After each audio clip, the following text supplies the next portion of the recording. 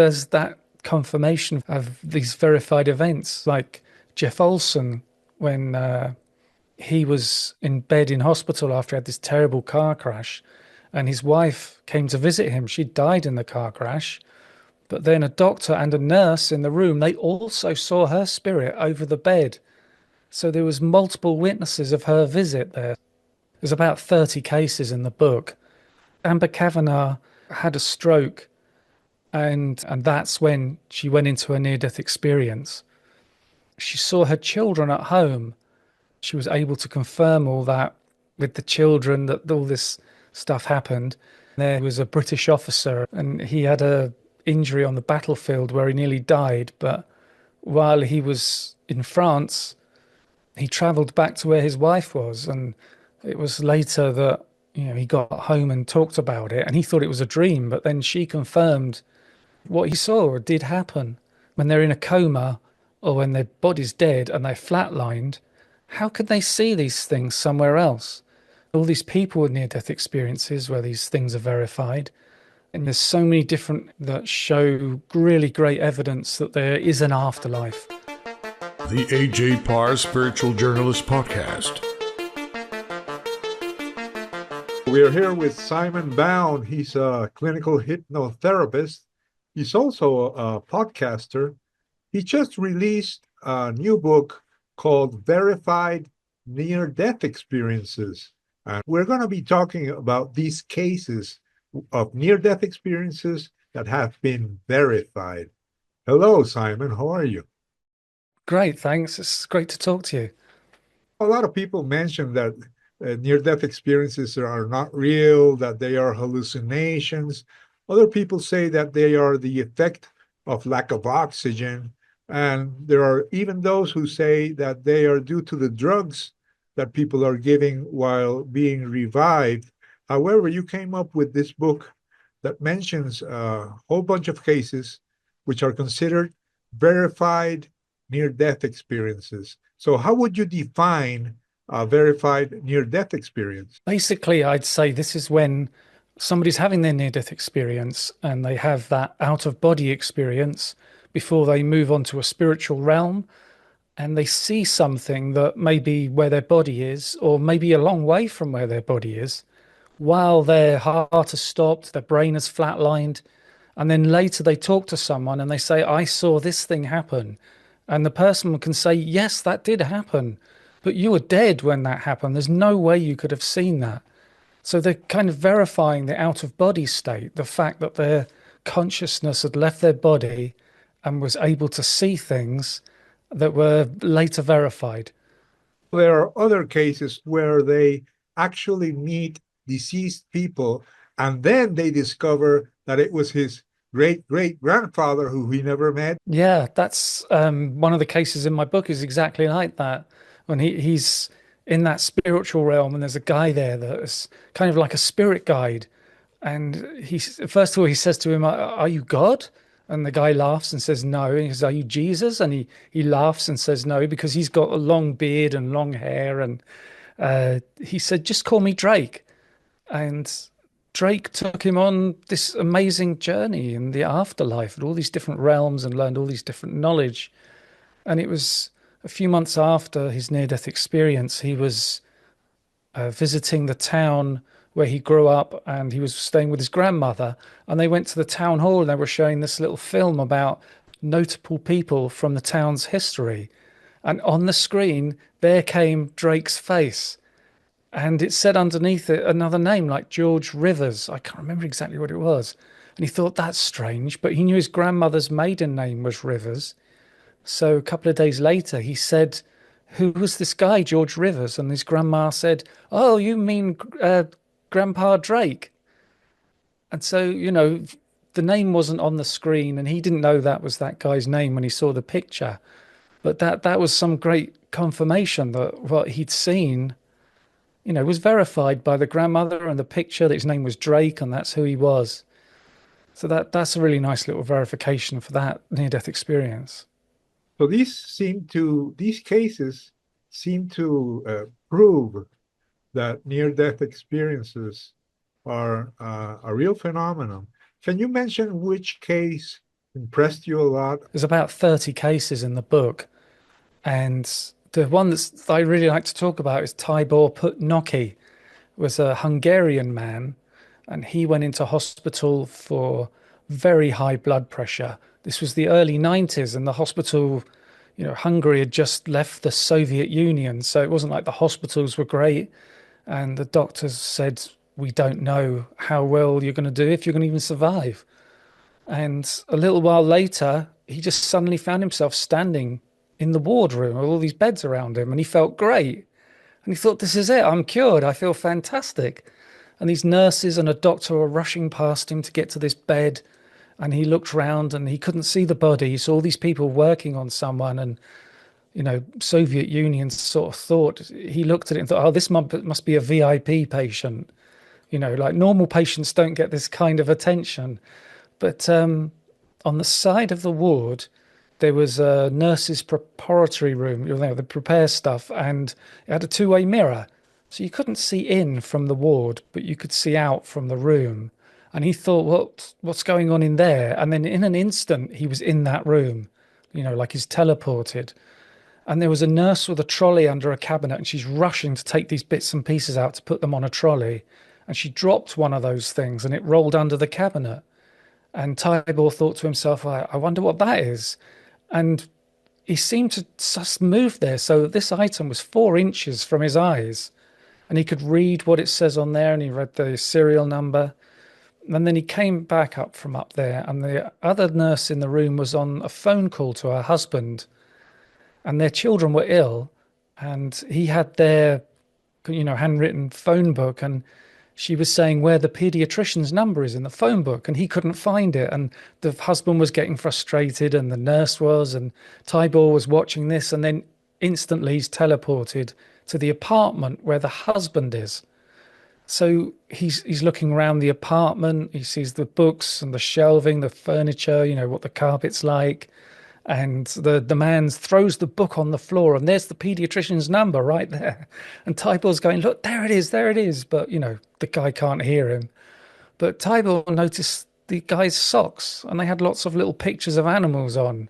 And Tibor thought this was a little strange, and he looked and he thought, what kind of a man wears socks like this? So another whole load of other things happened where he had his life review and communication with some spiritual being. And he eventually went back to the hospital, and the nurse was rushing past him with all this stuff for the patient. And he found out he was the patient, but he said to her, "No, don't try and resuscitate me. I'm fine. Stop it."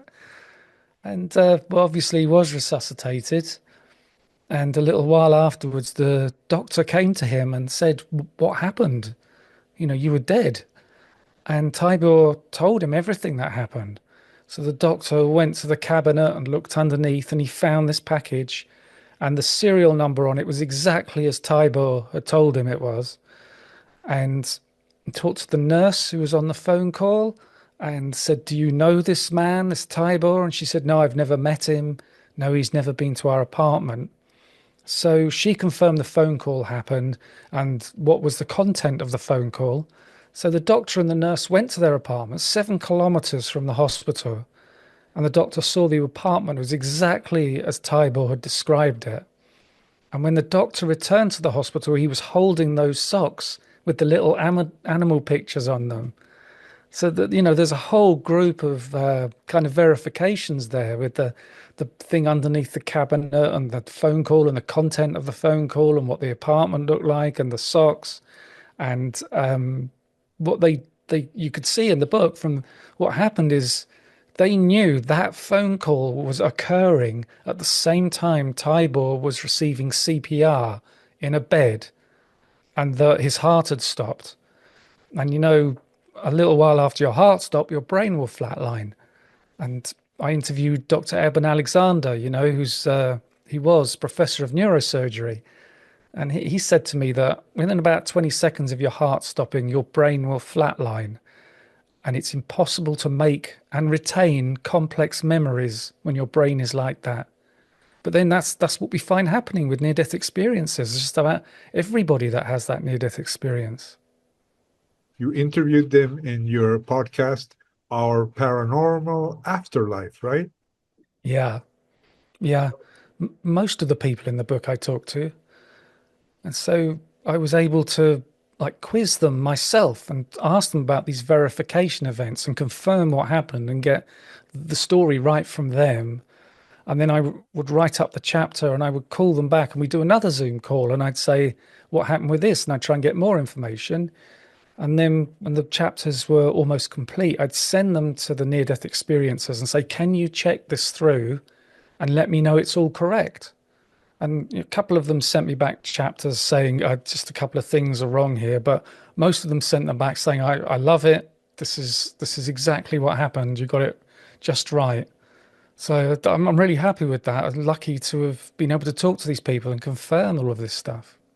There's a case in the book with a guy called Malcolm Nair, and he was having a terrible time as a young man. He was about 19 and he was addicted to drugs. He was taking mushrooms and drinking and heroin. And he was at a party at 2 a.m., decided to go to a friend's house. And he'd been drinking and taking drugs all night. And he got in his car and he's driving over there. He said he had these mushrooms in a bag next to him and he was eating them like you would eat crisps, or you call them chips, and swigging on this alcohol as he was driving. He ended up driving into someone's house at 100 kilometers an hour, which I think is about 70 miles an hour. And he was completely thrown up against the windshield and out of the car. And then he just found himself standing next to the car and the people coming out of the house. And luckily, there was nobody in that room where the car went into. And he had all sorts of experiences. And he was such an awful person. And he had a life review that was really a massive impact on him. But he was back at the hospital and he was in the waiting room where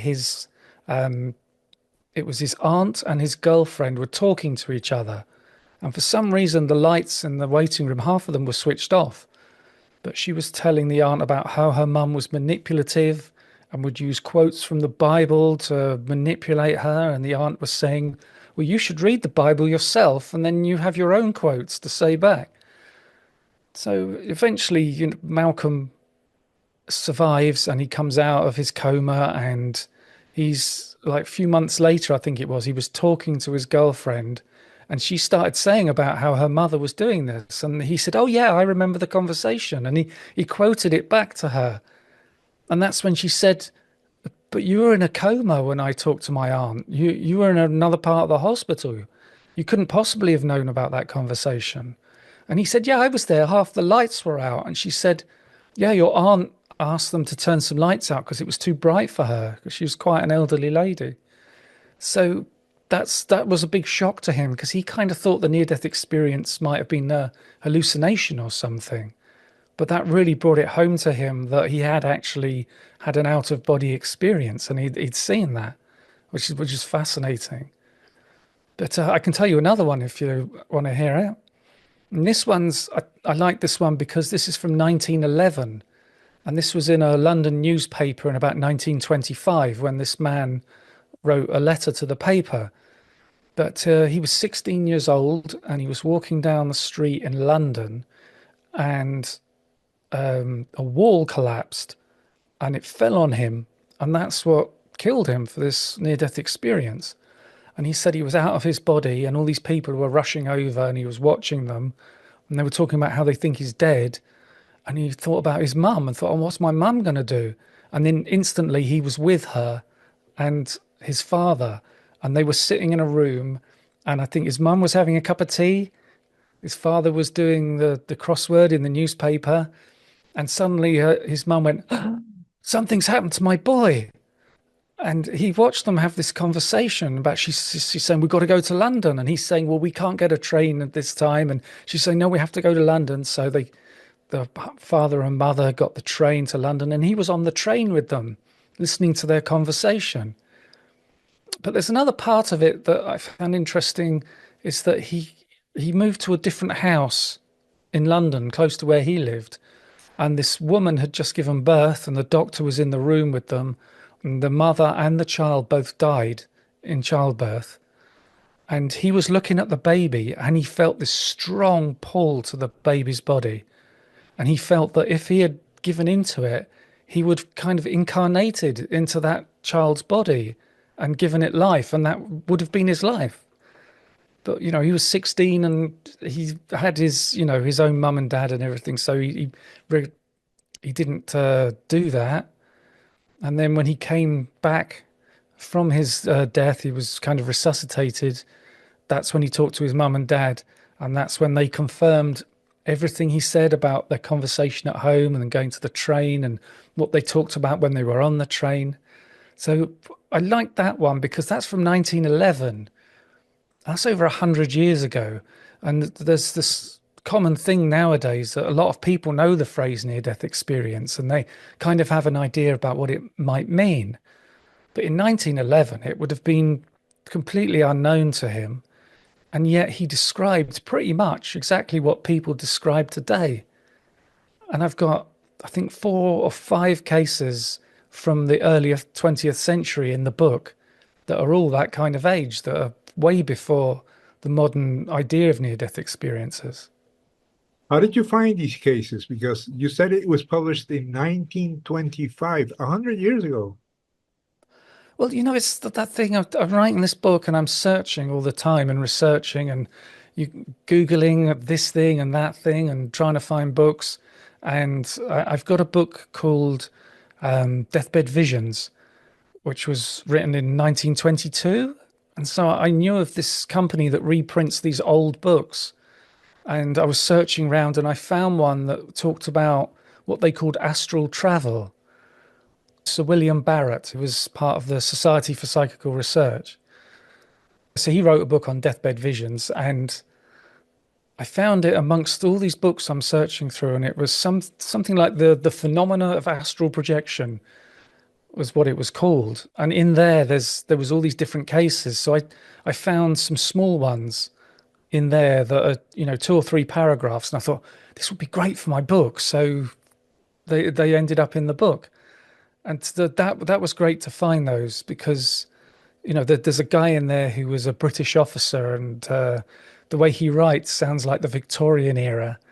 And he had a injury on the battlefield where he nearly died. But while he was in France, he travelled back to where his wife was. And it was later that, he got home and talked about it. And he thought it was a dream. But then she confirmed that he saw what he saw did happen.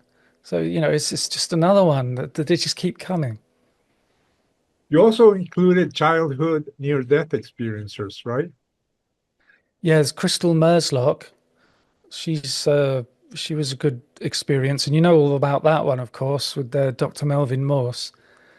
And yeah, she had some confirmations. It's like afterwards she met Dr. Morse in the hallway at the hospital and she says, I remember you. And he's like, you can't remember me. You were in a coma when I was around. How could you know me? And it's a thing where I've tried to put different types of verification in the book as well. Because, it's like you were saying, this guy saw Drake during his near-death experience, and then that was confirmed. That's different to him seeing something that was confirmed that somebody was doing at the time. So that, it's a different kind of verification. It's like Jeff Olson when he was in bed in hospital after he had this terrible car crash, and his wife came to visit him. She died in the car crash, but then a doctor and a nurse in the room, they also saw her spirit over the bed. So there was multiple witnesses of her visit there. So that's a great kind of verification. What about Ingrid Honkala? Oh yeah, she's great. She's such a nice person to talk to. And with hers, she was, I think it was in Colombia, where she was a small child, and they had a nanny, a maid that was there to look after them. She was very young. I think she was 3 years old, maybe 4, and she had a bigger sister there. And she was playing. Her mum went to work, her dad went to work. The maid was supposed to be there to look after them, and they had this water tank in the back garden, and the 2 sisters were throwing a ball to each other over the tank. And her sister threw the ball, but it didn't get to her, and it fell in the water. So Ingrid leant in to get the ball, but she fell in the water and just drowned basically. And when she came out of her body, she went to the maid's room. It's like, where's the maid? The children are drowning, and the maid, where she should be doing her job. And the maid was lying back on her bed listening to the radio. And there was a soap opera on there. And she watched her and listened to it for a little bit. And then she thought about her mum. And it's this thing again that she was with her instantly. And she was floating over her mum, looking down at her, walking to a bus stop. And here her mum suddenly stopped, and she got this tremendous intuition that something had happened to one of her children. And she turned around and she started running back to the house. And one of the things about this is that it was the mother's first day in a new job. And you want to be on time, you want to be really good. But she obviously felt her intuition was so strong, she didn't worry about messing up at the job because she had to get back for her child. So she got back and she was able to pull Ingrid out of the water. So, obviously she survived. And it was later she talked to her mum about it. And her mum was kind of like, how could you know this? You were drowning in the tank. How could you have seen me going towards the bus stop and then running back? And later, I don't know how old Ingrid was when she did this, but she was an adult. She did research to find out what was on the radio that day when the maid was listening to it. What was that soap opera? And she found she was correct, that she found the exact soap opera, the episode that was playing while she was in the tank. So she confirmed the date and time was correct. And there was some spiritual experiences where she met, spiritual beings of light, and she's communicated with them since the near-death experience and said, why did I go to the maid's room? Why did I waste my time there? And they said, no, this was a lesson for you. The maid wasn't very nice to the children and she didn't really care about them, and there was no connection there. And he said, when you were over the maid and you were in that room with her, she knew nothing about what was happening to you. But as soon as you're with your mother, she knew about it. There was a connection, and they were saying this is about love. When you have love, you have a connection. That's how your mum knew about it, and the maid didn't know about it. So it was like that's why they showed her those two scenes, which were all confirmed. So that, again, another verification. Can you talk about one more case? I think it's Amber Kavanagh, who had a stroke, and she woke up at night, and this was, I think, 23rd of December. It's just before Christmas. And it was like 2, 3 a.m. and she couldn't move any part of the right side of her body. She tried to get out of bed to get to the bathroom, thinking that she could get up and get some air and maybe drink a water. She might start feeling better.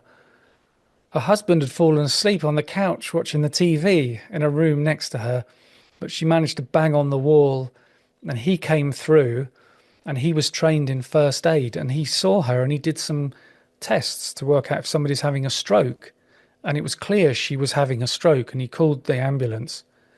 The ambulance took forever to show up. And when the guys came in, the EMTs, they acted like, oh, there's no hurry. And the husband was saying, look, she's had a stroke, we've got to be quick. And the guys were going, no, she hasn't had a stroke. And she was saying that their opinion seemed to be, because they lived in a nice neighborhood and it was Christmas, she was just drunk. And so they got her in the ambulance and drove to the hospital. They didn't turn on the lights or the siren. It was just a slow drive. And there was one point she said she grabbed one of the EMT's hand who was sitting next to her in the back and looked him right in the eye. And this guy shouted out, I think she really is having a stroke. And the guy driving shouted back, no, she's not. She's just drunk.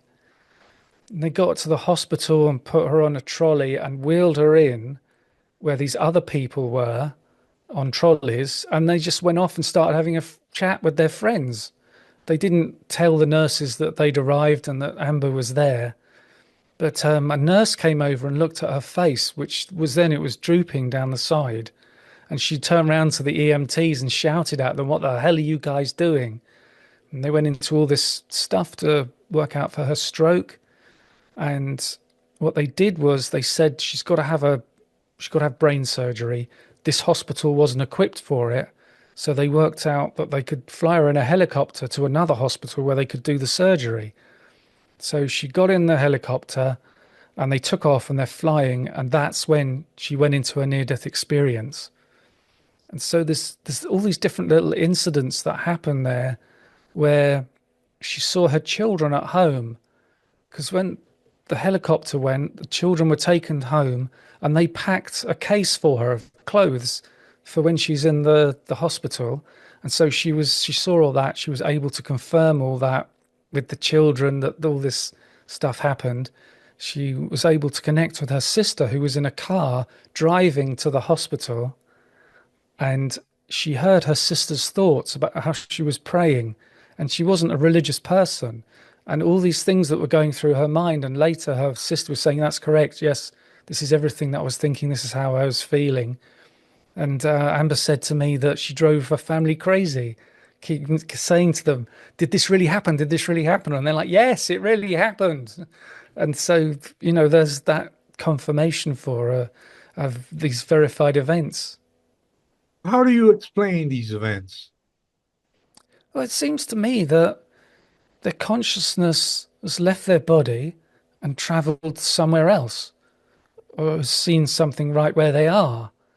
And that when they travel somewhere else, whether it's a apartment 7 kilometers away from the hospital or the waiting room down the hallway, this, I don't know how else you can explain it, that when they're in a coma or when their body's dead and they're flatlined, how can they see these things somewhere else?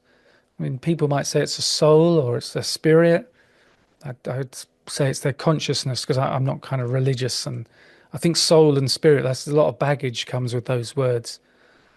So, I mean, they're dead at the time it happened or in a deep coma. How on earth could they know about these things? And when they report them, it's from that point of view of saying, I was there, I watched this happen. And they also talk about how their perception is so much better, their sight and their hearing. And it's like their thought process is so much faster. It's like the consciousness has been released from the physical brain, which is slowing it all down. The brain will slow down our thinking.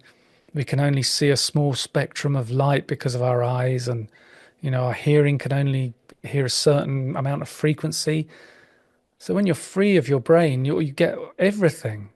Because near-death experiences talk about seeing colors they'd never seen before. And I think that's because, they're not using eyeballs that are limited to a spectrum. You have been studying paranormal events for many years now. You even have two podcasts. Apart from our paranormal afterlife, you have alien UFO podcast. So Yeah. what drove you to study this, and how has your life changed? Well, I used to take books out of the local public library when I was 10 years old.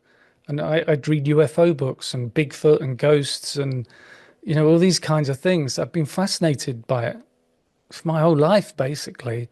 And in the 80s, I started going to the College of Psychic Studies in London. But I wasn't a student there, but people would go there and get trained in mediumship and psychic stuff and channeling and past life regressions. And so I was there, and I would pay a little bit of money and sit with these students, and they could practice their mediumship on you or something. So I used to go there maybe every 2 weeks and sit with someone. And I was taken through a past life regression when I was there in the 80s. And I've been taken through a number now, and so I've seen all sorts of past lives. So it's a thing of just reading lots of books, because 70s, 80s, 90s, we didn't have an internet, and that's how you really gained your information. And it's a great way of gaining information now, is reading books. But it was, I think, when I read Raymond Moody's book in the 80s, Life After Life, that I first heard about near-death experiences and was fascinated by it. And it kind of, my interests changed. So I lost interest in Bigfoot and ghosts when it's more about consciousness. Does consciousness survive death? And then I was also interested in UFOs, and particularly this alien abduction phenomenon And there's all sorts of consciousness stuff linked in there as well. And we're starting to see a crossover between UFOs and consciousness studies and the afterlife, which is really quite fascinating.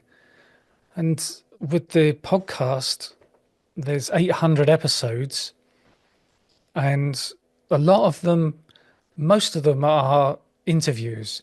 And each one is an hour-long interview with somebody who's had an amazing experience or is a researcher. And so I almost always have guests that have a book out, and I'll read as much as the book as I can to work out my questions. And so that many people and that many books that I've read has been such a education and learning about all these different things. And I've read books on mediumship and on deathbed visions and terminal lucidity, shared death experiences, near-death experiences, reincarnation, children with past life memories. And I've talked to all these people who've had this experiences. And so I really feel I've learned so much. And I don't get bored of it. Still fascinated. When I started the podcast, I really wanted to learn about it. And it wasn't that I believed everything I heard, but as time went on, you hear something that sounds really crazy, and you think, "Oh, that's just crazy. That can't be."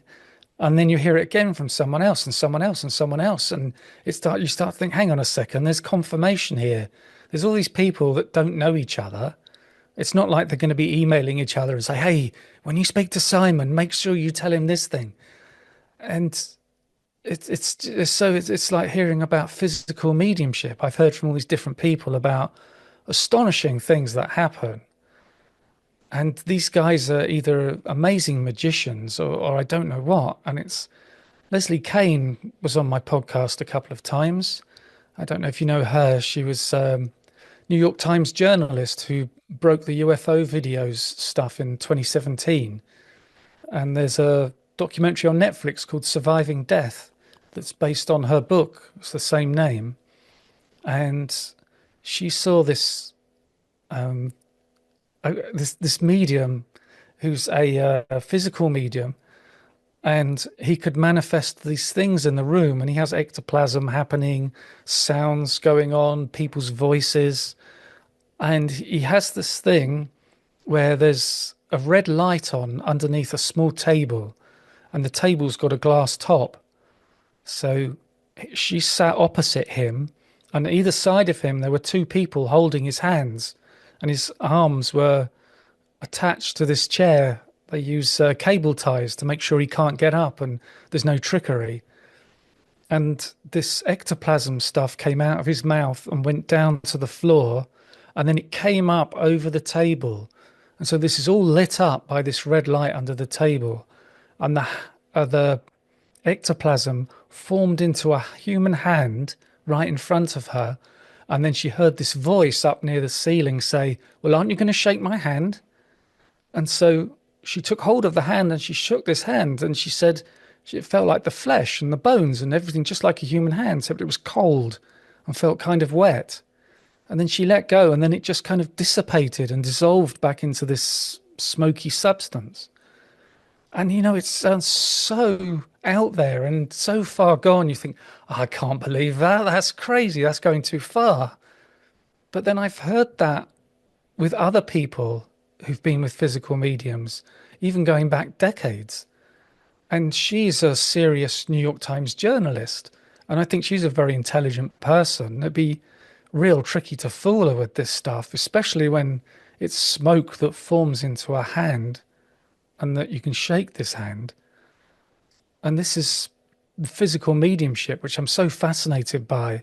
But unfortunately, there's not many of them around anymore. And you got to read books from over 100 years ago. And then learning about deathbed visions has been fascinating. The people that see things while they're dying, dead relatives coming to visit them. And even hospice nurses having that knowledge of it and saying, "Oh, I think this person hasn't got long left because they've started talking to people in the room that aren't there." And there was a guy called Dr. Christopher Kerr, who was the director of a hospice in America, and he had to go through all this red tape to get to be allowed ethically to do a study on deathbed visions. so he could interview the patients in the hospice. So he did a full study of it and wrote a book about it. And I talked to him, and that was fascinating what people are saying about their experiences there with the deceased loved ones coming to collect them. You said you started out being skeptic about this. When did you change your mind? I couldn't say exactly when, but it was after doing the podcast for quite a while. And I'd read so many books up to that point. I had my own experiences. But it's when you learn about these children with past life memories, and these memories are confirmed, they couldn't possibly know these families or this person. And then I talked to a woman who just remembers her past lives, and they've been confirmed. And TV companies made documentaries about her because there's so much detail and so much accuracy in what she says. And then all these people with near death experiences where these things are verified, and the thing with the deathbed visions where there's verifications and shared death experience and all these different things, and they all come together as like puzzle pieces, and you get a picture of what might be happening. And we don't have all the puzzle pieces, but that's when you get so much information over time. You get the knowledge and you digest it and you process it, and you just come out to a conclusion that you can't argue against, even if you wanted to. What about your own past lives? You said you went through several regressions. Do you remember them? Oh yeah, yeah. It's weird because I can picture them in my mind so easily.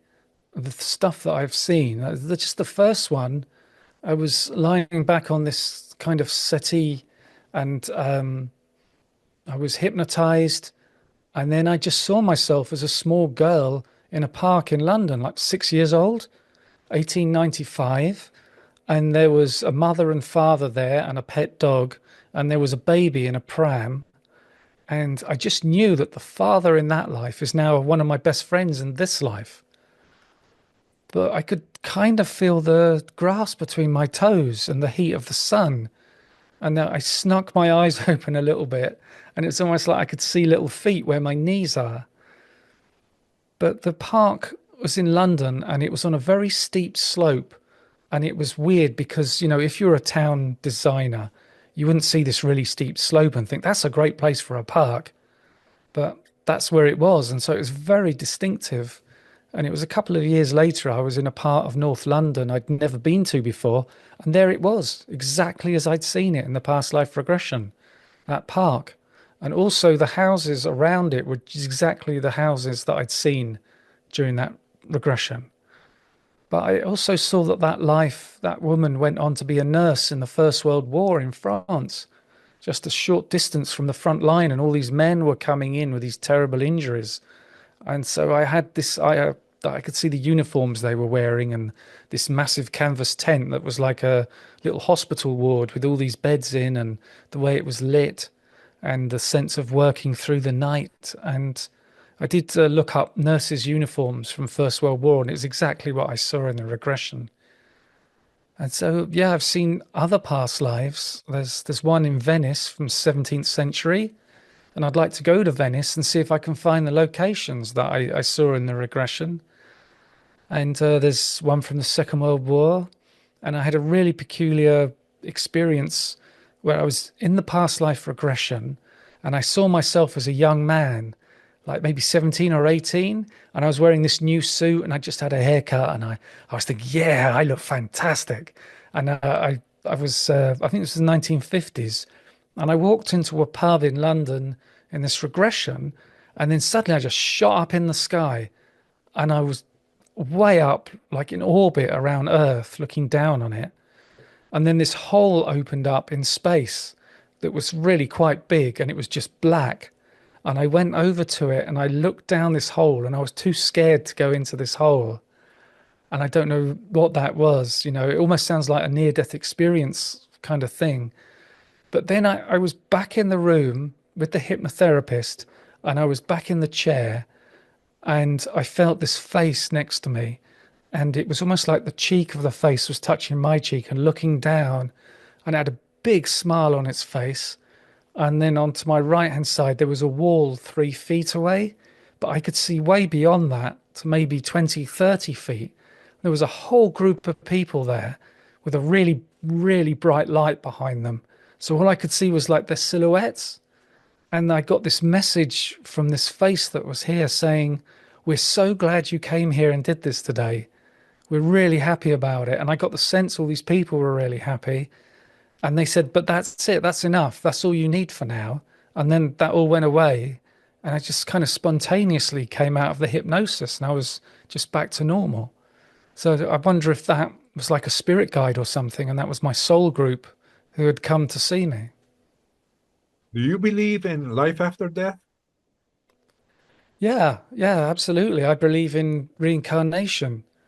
And when you've read all the books that I've read and talked to the people I've talked to, had the experiences I've had, and also as a hypnotherapist, I take people through past life regression.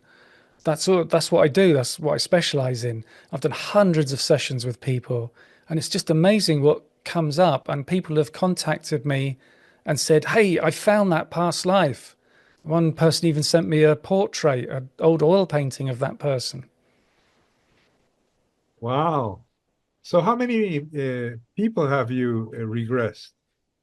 I've lost count. It's hundreds, maybe over 1,000, 1,200. I do all the sessions on Zoom, so I have clients all over the world, and I can do past life regression therapy, which I'm certified in, and I can do just an exploration. People come to me and say, "I'm just interested. I want to try this out and see what comes up." Can you mention one or two amazing cases briefly? Well, I had this has happened a very small number of times. I had three or four people who went to past lives on other planets. There was a guy who was kind of like a dolphin kind of creature, and they were very intelligent and telepathic and a great civilization. And there were these very, very large creatures that are bigger than a blue whale who just sat in one space. And his job in that life was to look after this large one, which was very psychic. And that there was this web around the planet of all these creatures, and they were all connected up, and they would send positive energy to the planet. And that he was in training to do that job when he got much older and much bigger. And we asked his spirit guide, why is he on Earth now? And they said he came here to spread the energy like he did in that life. It was almost like that life he was in training to come to Earth, because Earth is so much darker than the place he was, and he needed, training to spread this positive energy. Are there any verified cases? Yeah, there's the guy that sent me the portrait of this man, and we got his first name and his second name, and he did the research and found the guy, and he wasn't famous. I don't think I've ever had somebody go back to a famous life, but he was able to do the research and find him and then see things about that guy's life that he'd seen in the regression, and as I said, he got the painting of him. So that was really good. Do you have any message for people who may be skeptical, don't believe in life after death or in the paranormal?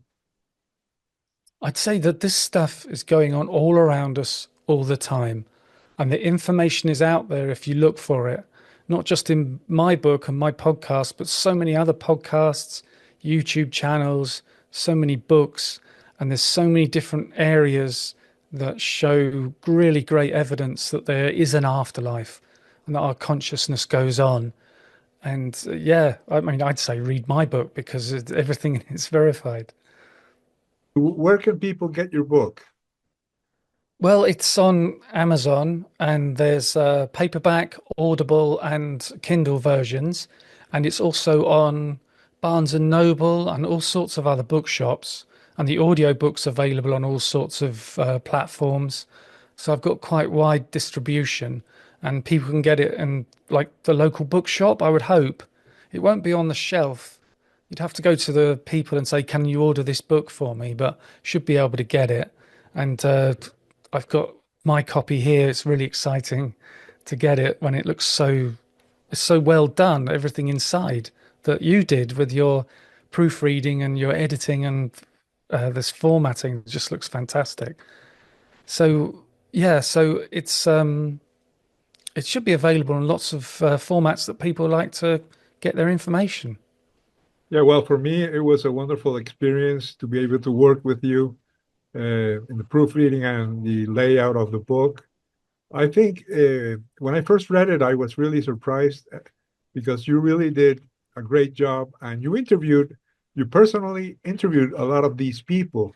The book is called The Verified Near-Death Experiences. Can you show it to the camera again? Yeah, there it is. And I've got this thing made up behind me so people can see it. Hi, Simon Bown here. I just wanted to record this short video to say what a great job AJ Parr and Grapevine Books did in formatting, editing and proofreading my book. I've got it here in my hands. It's out on Amazon and all sorts of places. It's called Verified Near-Death Experiences. Thanks again to AJ Parr and Grapevine Books for doing such an amazing job. If you're interested in publishing your book in Amazon, contact me, and my publishing team and I will lend you a friendly hand.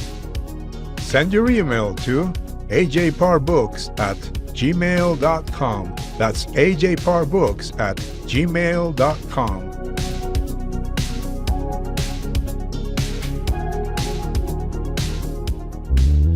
This has been the AJ Parr Spiritual Journalist Podcast. Please like, share, and subscribe.